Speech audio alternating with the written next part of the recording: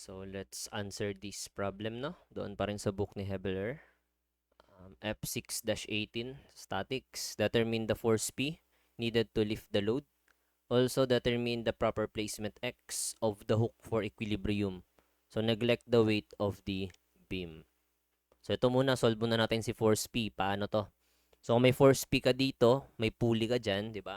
So, consider natin per pulley. So, ganun lang naman mag-analyze ng pulley, no?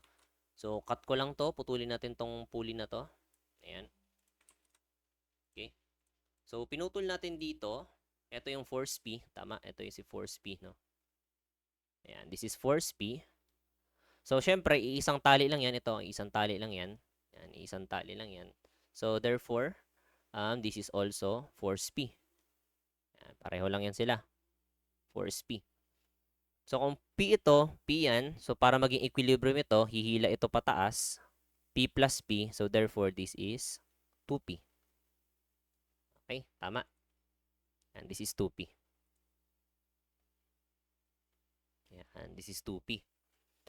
So, kung 2P yan, consider natin itong tali na to. Ito ba nakikita, no? Yan, ito. Yan yung tali na yan. Yan, isang tali to, di ba? Dadaan dyan. So, if this is 2P, ano, 2P yan, di ba? 2P ito. This is also 2P. Yan, 2P rin yan. Okay, 2P ito. So, kung puputulin natin to, ikakat ko to, i-consider ko tong beam na to. Ito, cut natin, ha. Copy ko na lang. Pwede ba ito makopy? Nasama siya. Wait lang, ha. Okay, so, di ba itong i-copy? Yan. Oops.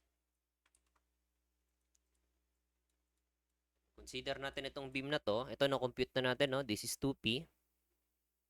Ayan, this is 2P. And ito, wala tayong pakialam dito kasi wala na yan. Hindi na yan makikita dyan. Ito na lang, yung sa may B na part, no? This is P. Tama, this is P. Okay? 2P yan, tapos ito P. Kasi ito na siya, oh. Ito na yun. Yan, P na to. Kaya P and 2P na yan. So, by summation of forces, vertical is equal to 0. So, assume mo upward positive. So, 2P plus P, pababa tong 6 minus 6 is equal to 0. So, shift solve lang natin, no? This is 2x plus x minus 6 is equal to 0. So, pag sinip solve natin yan, this is 2. So, therefore, P is, ayan, 2 kilonewtons.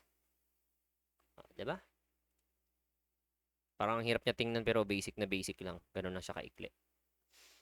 And then, pinapahanap yung x, no? Yung location nitong x na to. So, ito pwede nating i-consider itong ano natin na to kanina. This beam, no? Yung kinat natin. So, pwede ako mag-moment sa A. Tama? Pwede ako mag-moment sa A. So, summation na lang ako ng moment kay A is equal to 0. Assume ko na lang clockwise positive.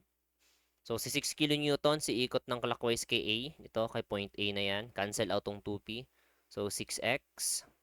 Then, itong P, iikot siya ng counter kay A. So, ano nga itong P? Na-compute na natin. 2 kilonewtons to. So, minus 2 kilonewtons. Ano yung moment arm niya kay A? Yun. So, tingin tayo sa diagram. Ito yung A, di ba? Ito. Tingin tayo dito sa may whole figure.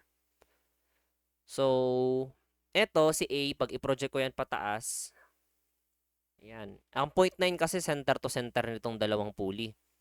Ito, binigay yung radius is 100 mm or 0.1. So, itong part na to, may 0.1 ka pa dito. Ayan, may 0.1 meters ka pa dito. So, 0.1, 0.9. Eto, di ba, yung gitna nitong pulley na to, kita naman, directed siya dito sa may point B.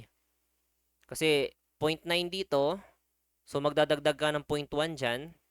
Etong part na to, dito sa may center ng pulley na to. So, minus ka ulit ng 0.1. Na kung saan na-prove natin na magkahilera lang yan. So, 0.1 plus 0.9. So, therefore, ang distance na to is 1 meter. Tama? Yan, 1 meter siya. Kaya 1 meter yung moment arm nito is equal to 0. So, therefore, shift solve lang natin tong x. So, 6x minus 2 times 1 is equal to 0. Ayan po. 0.33 kilonewtons. So, ito na yung value ng ating x. Kilonewton, sorry. 0.33 meters. So, rather. Ayan, 0.33 meters. So, ayan. Ganoon lang siya kadali i-solve, no? Statics is basic. Diba?